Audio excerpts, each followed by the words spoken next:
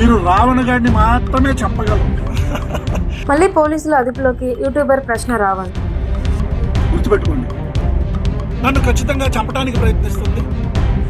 నేను చచ్చిపోతే బెయిల్ వచ్చిన కాసేపటికి 5వ సారి అరెస్ట్. ఆంధ్రప్రదేశ్లో సంచలనం సృష్టిస్తున్న యూట్యూబర్ ప్రశ్న రావణ్ అలియాస్ జోసెఫ్ అరెస్టుల పర్వం సరికొత్త మలుపులు తిరుగుతూ తీవ్ర ఉత్కంఠ రేపుతోంది. డిప్యూటీ సీఎం పవన్ కళ్యాణ్ని ఉద్దేశించి సోషల్ మీడియా వేదికగా అనుచిత వ్యాఖ్యలు చేశారనే ఆరోపణలపై తొలిసారి అరెస్ట్ అయిన రావణ్ను పోలీసులు పిఠాపురం తరలించారు.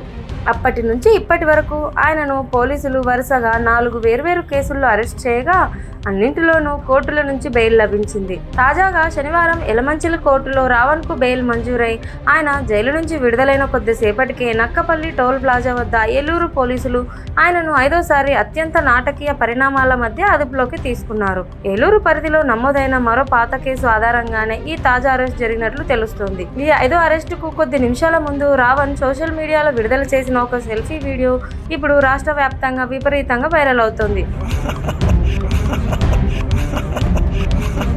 అందులో ఆయన ప్రభుత్వంపై, పోలీసుల తీరుపై తీవ్ర స్థాయిలో నిప్పులు చెరిగారు.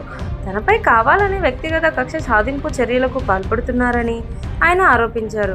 మీరు రావణ గారిని మాత్రమే చంపగలరు, ప్రశ్నను చంపలేరు. నన్ను ఇలా మానసికంగాను మరియు శారీరకంగా వేధించే బదులు నేరుగా పోలీస్ స్టేషన్లోనే చంపేయండి అంటూ భావోద్వేగానికి లోనయ్యారు. నన్ను ఖచ్చితంగా చంపడానికి ప్రయత్నిస్తుంది.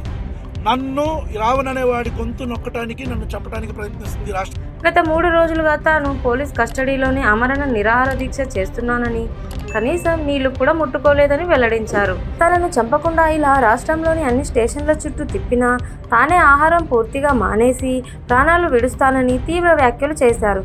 కేవలం తన ఒక్కడిని బంధించడానికి ప్రభుత్వం వందలాది మంది పోలీసులను, ఎస్పీ స్థాయి అధికారులను కాపలా పెడుతోందని, పోలీసుల విలువైన సమయాన్ని వృధా చేస్తున్నారని విమర్శించారు. ఎస్పీ క్యాడర్ దగ్గర నుంచి కానిస్టేబుల్ క్యాడర్ దాకా ప్రతి ఒక్కరు నాకు సెక్యూరిటీ ఇచ్చుకుంటూ తిరుగుతున్నారు. ఆంధ్రప్రదేశ్ రాష్ట్రంలో అసలు ప్రజా సమస్యలనేవే లేవా? పోలీసులు అన్ని పనులు మానుకొని కేవలం ఒక యూట్యూబర్ వెంట పడటం ఏంటని రావణ్ ప్రశ్నించారు. తన వెనుక ఉండి ఎవరు ఈ కక్ష సాధింపు రాజకీయాలు నడిపిస్తున్నారో ప్రజలందరికీ బాగా తెలుసునని ఆయన వ్యాఖ్యానించారు. భౌతికంగా తనను నిర్బంధించవచ్చని, చంపవచ్చునని, కానీ సమాజాన్ని ప్రశ్నించే తన గొంతును, తన ప్రశ్నను ఎప్పటికీ చంపలేరని స్పష్టం చేశారు. ఒక కేసులో బెయిల్ రాగానే చట్టాన్ని అడ్డం పెట్టుకుని మరో కేసుతో వేధించడం ప్రజాస్వామ్య విరుద్ధమని ఆయన మద్దతుదారులు ఆగ్రహం వ్యక్తం చేస్తున్నారు.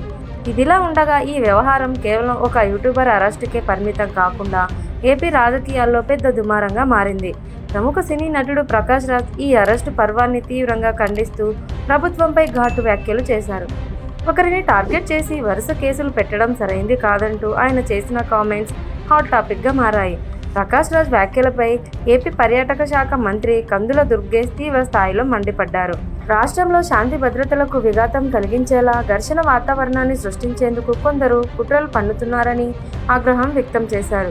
ప్రశ్న రావణ్ మరియు నటుడు ప్రకాష్ రాజ్ ఇద్దరు సమాజంలో అలజడి సృష్టించే సంఘ విద్రోహ శక్తులుగా మారిపోయారంటూ సంచలన ఆరోపణలు చేశారు.